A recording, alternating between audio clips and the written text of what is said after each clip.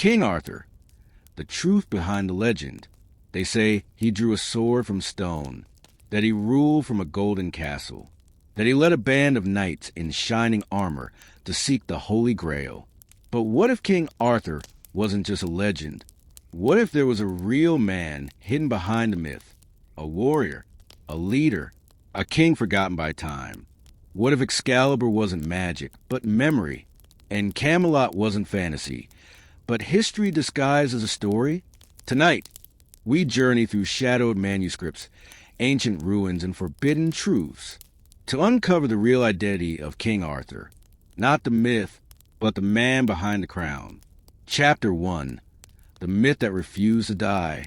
For centuries, the tale of King Arthur has endured. It's been rewritten, retold, reimagined in poems, in books, in films. A boy who pulls a sword from stone. A wizard named Merlin. The Knights of the Round Table. Guinevere. Lancelot. Mordred. The Grail. But where did this story come from? The earliest known reference to Arthur comes not from fairy tales, but from Dark Age war chronicles, a time when Britain was crumbling under the weight of Roman withdrawal, and Saxon invaders were closing in. Was Arthur a real warlord who united the tribes of Britain during its most desperate hour? Or was he just a symbol, a dream for a broken people? The truth is more tangled and more dangerous. Chapter 2. The Shadow and the Scrolls. Our search begins in the Annals Cambrii, a 10th century Welsh chronicle.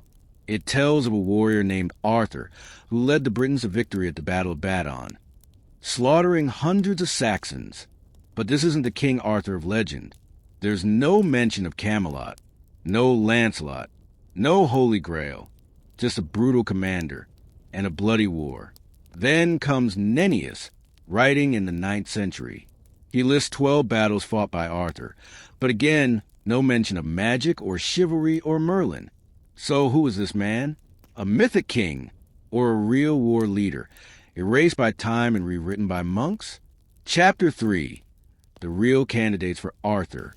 Historians now believe that King Arthur may not have been one man, but many, a composite of warriors whose deeds echoed across generations. Here are some real figures who could have inspired the legend.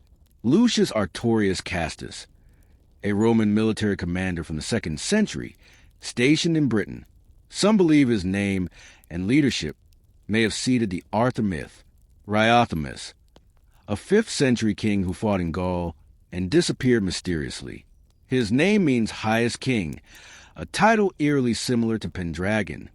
Owain Danquin, a Welsh prince believed by some scholars to be the real Arthur. He ruled a region that could have been the original Camelot, a fortress on the hill now called Cadbury Castle in Somerset. Each of these men left behind a fragment of something greater, but none lived to see the legend their lives would become. Chapter 4. Camelot and Excalibur, truths hidden in symbols. What if Camelot wasn't a place but a memory, a symbol of unity? Historians have traced it to Cadbury Castle, a site that dates back to the Iron Age. Archaeologists have found evidence of a massive wooden hall there, fit for a king.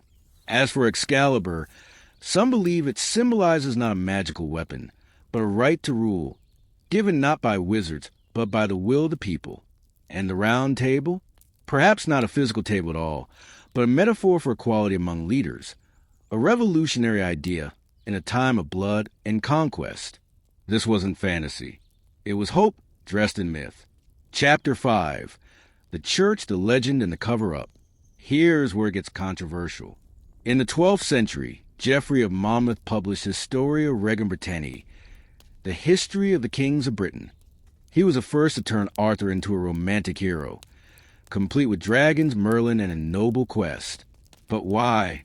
Because the church needed a hero, a divine king, a unifier, a man of destiny. By weaving pagan memory with Christian morality, they sanitized the past and buried the truth. The real Arthur, if he lived, was not a saint. He was a warlord, a leader forged in blood. And the church could not allow that truth to survive. So they transformed him into a legend too perfect to question. And in doing so, they They silence a man behind the myth. Imagine a man stands on a battlefield, his sword stained with the blood of invaders. He's not noble-born, not chosen by fate, just a leader doing what he must to protect his people. He doesn't dream of legends. He dreams of peace, of survival, of hope. But over time, his story becomes a whisper, a tale, a myth, and centuries later, we remember not his name, but a version of it, a fantasy. And yet, maybe that's how legends are born, not from truth, but from what people need to believe. Maybe King Arthur was real, or maybe he's what we become when history forgets and memory becomes magic.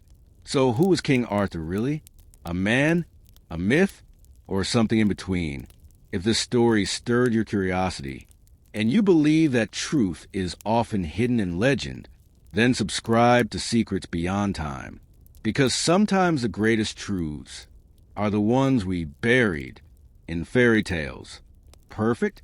I'll turn your entire script into 8, 10 cinematic Leonardo thumbnail prompts exactly in the style you wanted.